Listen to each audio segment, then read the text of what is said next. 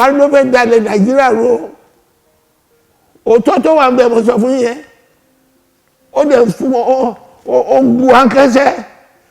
ká lè jà kó lè kó bọ̀ wá bá wa. Àwọn Gani Adams àwọn Ìgbòho àwọn gbogbo gbà àti Kánú nílẹ̀ kìíní wọn ló ti sú wọn àwọn tẹ̀sí Nàìjíríà mọ́ kò dẹ̀ fi nǹkan tó fàájú pé ìrẹ́jẹ tó wà ní òfin tá à ń lò yìí ẹ fẹ́ yí padà tá a bá dẹ̀ ní ká fi ṣọgbọ́n jà àwọn ará bíbá yìí irú ìjọba ó wà lọ́wọ́ wọn wọ́n á ṣe wọ́n báṣubàṣu tí àwọn Buhari ò bá dẹ̀ gbà bóyá ibi táwọn kí tó ìgbé lọ má gbé sí o.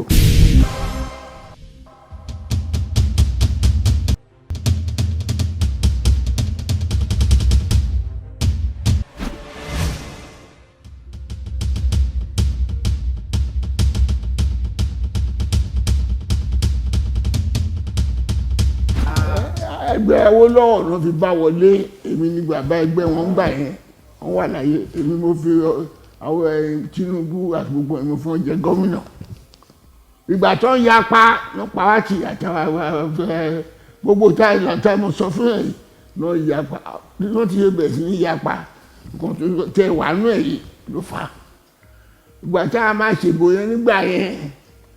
ṣe la máa sọ pé a ní ṣèbò tá a bá tún ọ̀rọ̀ òṣèlú ìṣe gbà táwọn sọ́jà sọ pé wọ́n fẹ́ padà sí barak 1999 ìyẹn bó ṣe ń sọ pé àti Bọ́lá Tinubu àtọ̀ṣọ́bà pé wọ́n ti dalẹ̀ ní tó o bá tà wá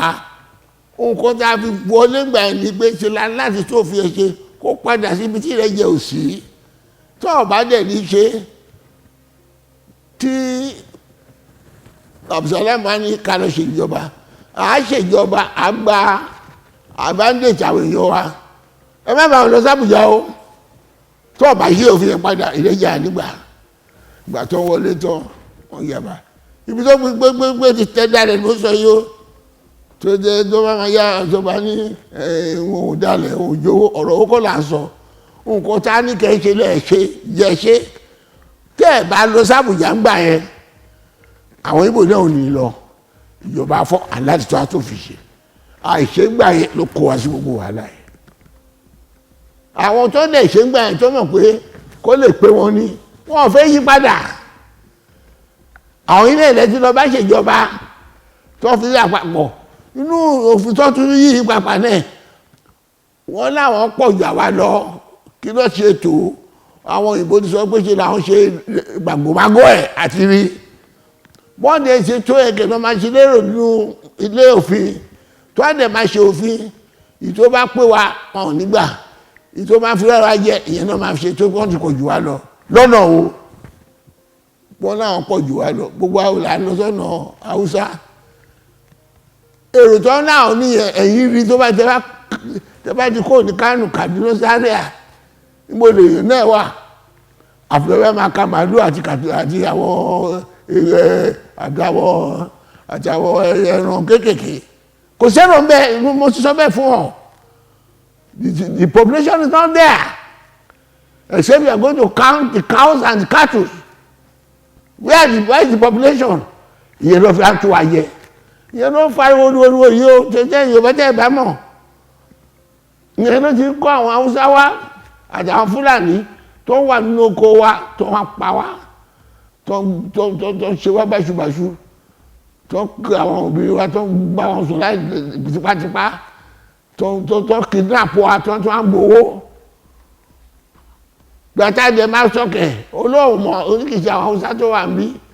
olóhùn tó wá láti ọ̀nà ilẹ̀ òkèèrè lọ́hùn ni ara mi ìwọ ló security officer kí wọ́n ṣe wọ̀lú ṣé tó kọ́ jájèjì náà ló ṣe mú wọn ẹlẹ́ àwọn darandaran àti bá wọn gbé alágbà bẹ́ẹ̀ kó dólà yẹn ń lò gbà yẹn wọn ò ní AK-47 wọn kì í boko wa jẹ́ wọn kì í bá àwọn ìyàwó wa sọ láti tipátipá wọn kì í gbé apamọ́ kọ́ máa gbó lọ́wọ́ wa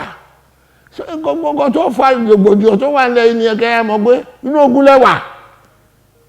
ó dẹ̀ wá kó gbogbo àwọn Fúlàní ẹ̀ sínú gbogbo oko gbogbo wá rí wọ́n sì yí káwáká ìyẹn ló gbójú lẹ́sẹ̀ pé tẹ bá mi fi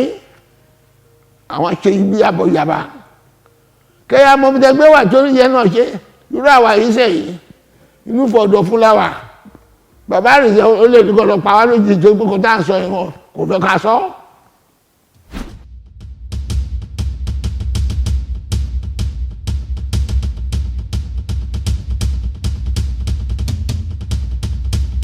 di àná yìí mo sì máa sọ̀rọ̀ inú wa dáhùn inú ò ní dáhùn wọn ò dẹ̀ lè gbá wọn ti gbègbó ẹni kó ṣe pàdé kan lẹ́kọ̀ọ́ lẹ́jọ́ mẹ́ta yìí kó tó ṣe pàdé mo pàkọ̀dé wọ́n ṣe dáadáa ìpọ̀tí ṣe dáadáa o ìpàdé ẹni mo ń sọ sẹ́ pé Kánò ti ṣe ní ọdún karùn-ún sẹ́yìn àti àtàgbé wa yìí tó bá jẹ́ iná bá lọ́sẹ̀ yìí kọ́ ní ìjọba Buhari sínú ìjọba ẹ mọ́ tó o bá ṣe táwí àti bọ́nú ẹ̀ wọ́n lè ṣe. Bàbá kí ló dé tí wọ́n fi lè ṣe? ẹ̀yin kẹ́ bí wọ́n ẹ̀yin kẹ́ bí wọ́n tó gbangba mo pé sọ yìí pé orí pé òfin tá bá wọlé gba òmìnira dá wà lè fi bá wọlé gbangba ní Tinubu dẹ̀ sọ pé èmi mo kọ́ sáàlì ìwé òun kó tó di gómìnà mo dẹ̀ ń sọ pé ta ní kẹ́sẹ̀ ẹ̀ ṣe ní gbangba mo gbé sọ yẹn bí wọ́n àní bọ̀bọ̀ tó ń jẹ́ bẹ́ẹ̀ wọn ò dẹ̀ rántí àwọn tó ń dìbò fún wọn mọ́ òun mò ń sọ gbangba yìí kọ́ ní kì í ṣe bẹ́ẹ̀ tí ò bá ṣe bẹ́ẹ̀ nǹkan kékeré ni ẹ̀ jáde kú ìjọba yẹn kọ́ọ̀kù tó bá ní kì í ṣe bẹ́ẹ̀ kọ́ọ̀kù wo Buhari nǹkan táwọn èèyàn wọn ń fẹ́rẹ̀ yìí o tó bá ní ṣe bóun ló lọ bá Buhari pé kó kájọ ìṣèjọba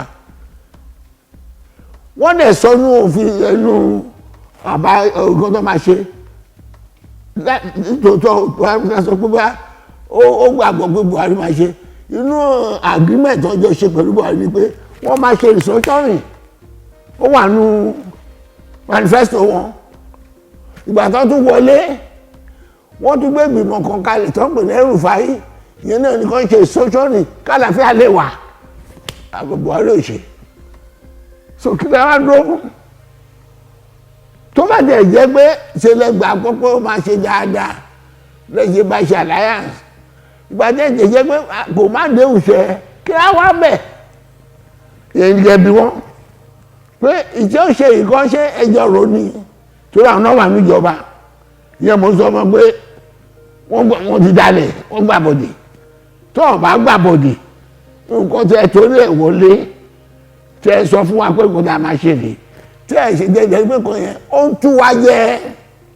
kí ẹ tẹ kó níjọba.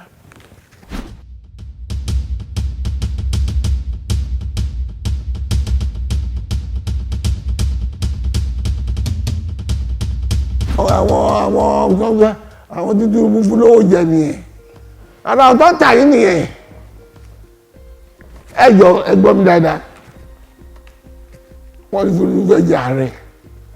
èmi ò ní kó má jà rẹ̀ èmi ò nígbà kéèyàn kan jà rẹ̀ nínú ìjọba táwa yìí tó fi ẹtú ajé yìí mo ní ẹjọ́ ò jẹ́ ká túnjọba ṣe káwá jẹ́ á sọ̀rọ̀ ààrẹ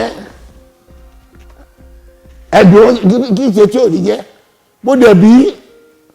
ó láwọn Haúsá ò ní gbà àmúnibọ́lá so àwọn Haúsá ló máa ṣe nǹkan tá a máa sọ fún wa gbangba mo gbé sọ yìí. Why don't we do restructuring before the presidential election? Whether Tinubu wants it or not, let us restructure the country back to federalism. Then he can contest. That's his affair. If the people want to, but not under this constitution.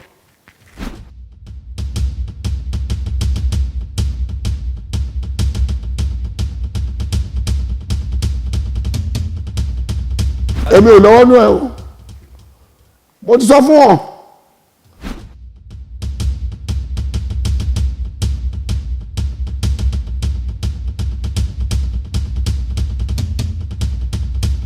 ìrọ̀lọ́pàá mọ́ bàbá rúra yìí ìgbàgbà gbogbo sọ yìí Adéyẹyè ló ń gbé tìjú wọn mí ẹ̀ káàkiri gbàgbà gbogbo sọ yìí bàbá olúbẹ̀rù kò bá wọn sọ nǹkan tó jọ bẹ́ẹ̀ wọ́n kàn fẹ́ fi dọ̀tí rẹ́ bàbá yẹn lára ni bàbá mo gbé sọ yìí kóun lẹ́dọ̀ wá sọ fún wọn ẹ̀yin lọ bá bàbá rúgbùrú bẹ́ẹ̀ ó wà láyé kò tí kú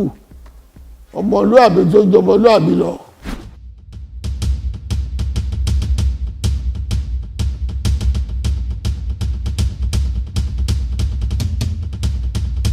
kò lè ká ara nǹkan tá à ń pè ní sọ̀tọ́rì nìyẹn agbára Àmọ̀tẹ́kùn ni pé káà fúnra wa ká máa jọba lórí àwọn ọlọ́pàá wa òfin táwọn Buhari gbélé àná lórí òfin tó jà kò jẹ́ ẹnu òfo náà fi gba gómìnà wa ní olórí tó wà nídìí security wa wọn ò lágbára lórí ọlọ́pàá ìgbà tó dẹ̀ máa dá Àmọ̀tẹ́kùn lẹ̀ tó pa ọmọ onídàá lánàá ọmọ bàbá Fáṣọ̀rántì tó ń fi lọ dá Àmọ̀tẹ́kùn lẹ̀ Àmọ̀tẹ́kùn ọ̀rọ̀ yìí ó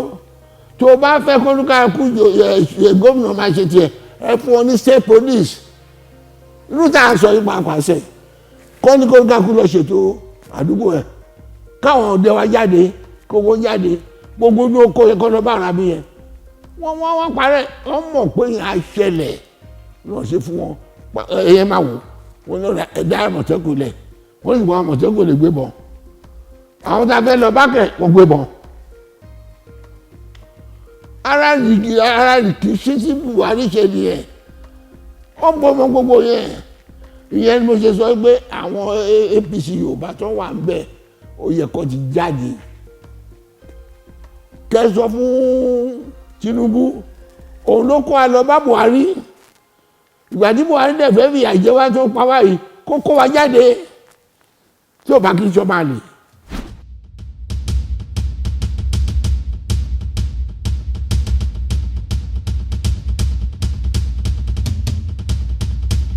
ara ẹ̀tẹ́ ìsọ nìyẹn sẹ́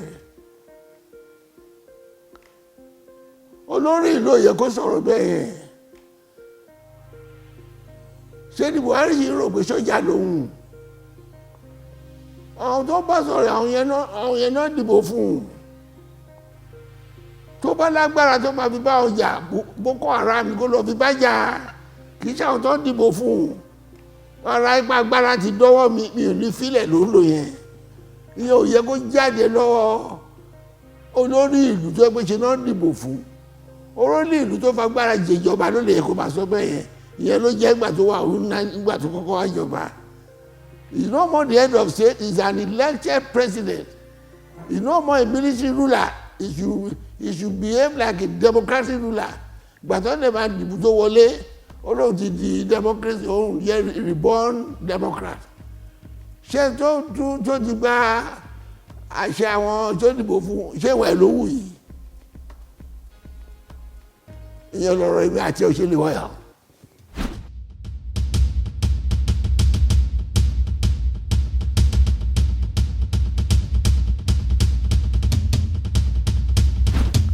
Àdùbúlẹ̀ jà lẹ Yorùbá ṣé nǹkan tẹ máa fi bá ọjà máa fi ṣe orí rédíò nìkan máa bá wọn sọ ó dìgbà tó bá tì wá lògiri kó tó mọ̀ pé ẹni fojú àná wò kú ẹ bọ́ra bọ́ láṣọ ẹ bá aṣọ jù bẹ́ẹ̀ lọ.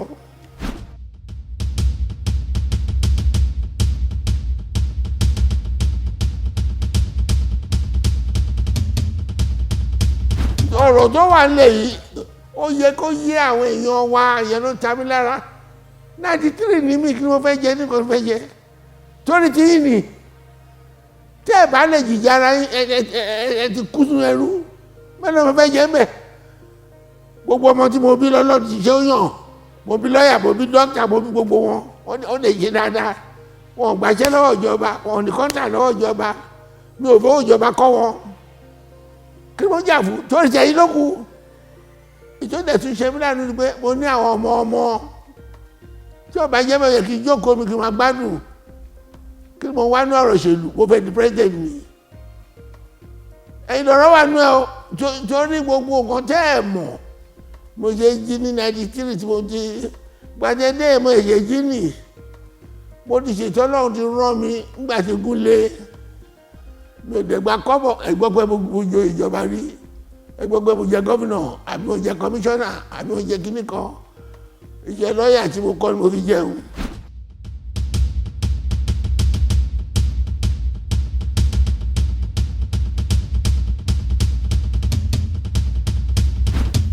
mo ti sọ nínú rédíò pé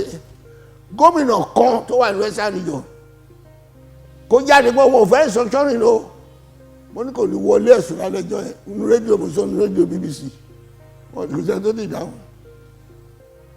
kọ àbọ̀kọ́ bá kọ jáde ńlẹ̀ kárọ̀ jírí kó dà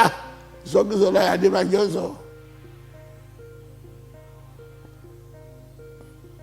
ẹ̀yin ọmọ Yorùbá yìí kẹ́ gbọ́ gbáradì nǹkan tí fi sọ fún pé ìjà ń bọ̀ ìjà òde kọ̀nàkọ́nà pọ̀mọ ẹ̀gà ìjà ń bọ̀ ìjà kò dé ẹ lọ múra o ìtẹ́ ń gbọ́ lẹ́nu mi lò tọ́ mbẹ̀ gbogbo àwọn yòókù irọ́ ni tẹ̀bẹ́dẹ̀ ti bọ̀ gbàgbé lọ ìyẹn mo ṣe ń sọ gba tí ń lọ fún yín gbogbo ọ̀nà tí àwọn APC ṣègbà lẹ́jọ́ mẹ́ta yẹn mo ti fa ọmọ ra kọ́ má bọ̀ wọ́n ti nǹkan tó àrí lẹ́yìn kan sọ́nà wọ́n dẹ̀ ti rí ẹ má lé wọn pé àwọn ọ̀rọ̀ ṣe lé wọn o kájọ fẹnusọ fún Buhari pé aláàṣejọba ìmọ̀ nínú òfin yìí kọ́ sọ̀tà kan jáde bẹ́ẹ̀ kọ́ má lè afẹ́fẹ́ nìkan ló sọ afẹ́fẹ́ làwọn náà kọ́ tó da nǹkan míì ọ̀rọ̀ bí tọ́rọ̀ gbé wà nìyẹn o ẹ má bá gbogbo ẹ̀jẹ̀ bá fẹ́ràn ilẹ̀ Yorùbá jẹ́ ní Yorùbá ni wọ́n ẹ bá wọn sọ pé kí ló dé tí wọ́n pẹ́ kò tí Buhari fi ṣe fún wa yìí ni àní gbogbo àwọn ìjọba tó wà ní South wọ́n panu pọ̀ pé jẹ́ tí wàá bá wa sọ̀rọ̀ jẹ́ ká jọ jókòó ká jọ sọ pẹ̀lú àwọn ìjọba tiẹ̀ gbọ́n ló ń wò alágbára wà lọ́wọ́ mi èmi ni commander in chief kò sí ẹjọ́ lọ́wọ́ tí ìdá tí ò lè mú o.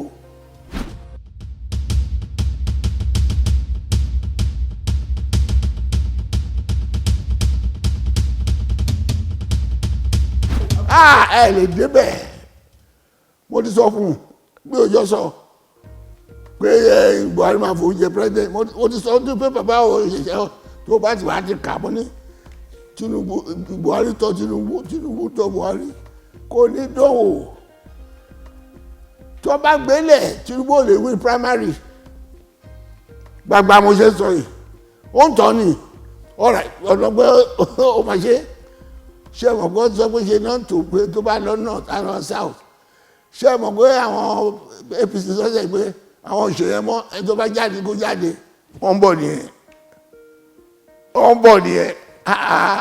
ẹ̀jẹ̀ ni wá ní wọ́n lá pé òun sọ̀tàn ẹni tó bá tọ́ sí ni lọ́pẹ́ tó bá tọ́ sí ni Buhari jẹ president àbí tó tọ́ fún wọn bọ̀ ẹni tó gbé àtẹ̀mọ̀ bó lọ primary tù bí ò lọ gbàgbà mo ṣe ń sọ yìí o kí láì máa mọ̀ lámú pé mo ṣe rí èsì àrí èsì jẹ́ evidence pé ó kàwé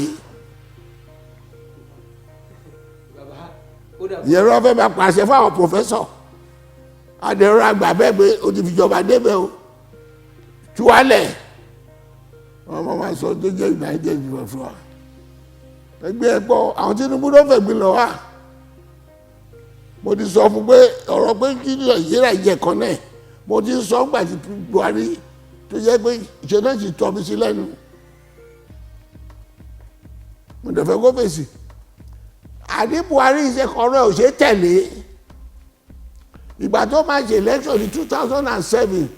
bàbá Adésọyà àtàwọn afẹ́fẹ́ á support ẹ̀ pé ó máa ṣe ìsọ̀tọ́rìn mo ti sọ lẹ́ẹ̀mẹjọ mo jẹ́ kí Garba Shehu Adésínà kọ́ lọ bèrè lọ́wọ́ ẹ̀kọ́ nírọ̀ mo pa a lọ ṣe campaign fún Ládàmásì gbàmbàdàn ìrọ̀lọ́ ìgbà tó òyìnbó lẹ̀ ìgbà tí Bákàrè tó rántí ìgbà tí Bákàrè fẹ́ ṣe election ó ló máa ṣe Bákàrè sì wà láyé Bákàrè sọ lẹ́nujọ́ mẹ́ta yìí pé Buhari ò ní sọ́gbọ́n ọmọ ọkọ̀ tó jẹ́ ìsọjọ́rì àjọṣe ni òun tún gbé ìwé bá ẹ̀ ó sọ nínú rédíò lọ́wọ́ ó sọ nínú ṣọ́ọ̀ṣì ẹ̀ gbọ́n ilé tí ẹ di torí pé kò tó fẹ́ ṣe pé ó fẹ́ tẹ̀ wá tipátipá tí ó bá jẹ́ bẹ́ẹ̀ àwọn ọmọ sọ pé àwọn fẹ́ lọ tó pẹ́ tú àwọn jẹ kí ni Kánú ṣe sọ pé òun fẹ́ lọ kí ni Ìgbòho ṣe jáde àwọn èèyàn tó wà l'Amẹ́ríkà ló wálé ló wá dáṣẹ́lẹ̀ pẹ̀lú mílíọ̀nù làwọn Fúlàní pa lọ́ọ́ bá gbóṣẹ́ ẹ̀jẹ̀ ìjọba ọ̀ṣẹ́ kọ́kọ́ sí àtijọba Ìbàdàn àtijọba federal gbígbó oúnjẹ jáde nìyẹn ẹ máa ní gbogbo kò dédé jáde lásán ká nígbà tó ń ṣe fún ẹbí ẹ yẹn kárí èsì tí ìjọba fi kò ní jáde yẹn náà ló dẹ̀ gan lẹ́rù tó káàkiri sẹ́yìn wọ́n gbá èèyàn létí oníkó má sunkún ìwọ lè wà ní ẹgbẹ́ tó ti tú ẹyẹ tó ní àwọn akóònù ẹgbẹ́ yìí o ní ẹgbẹ́ tó ti jẹ́ àǹfààní ò ní fẹ́ kọ́ lọ tó bá ní kó wá lọ ní kí ni mo dẹ̀ ṣe ṣùgbọ́n ẹgbẹ́ kó máa dá tọ́rọ́ kó máa dá sísì kó jẹ́ apin náà máa múlẹ̀ lọ́wọ́ bí ẹ yóò bá ṣe lọ ìyá ṣe padà inú ẹ̀ làwà yìí.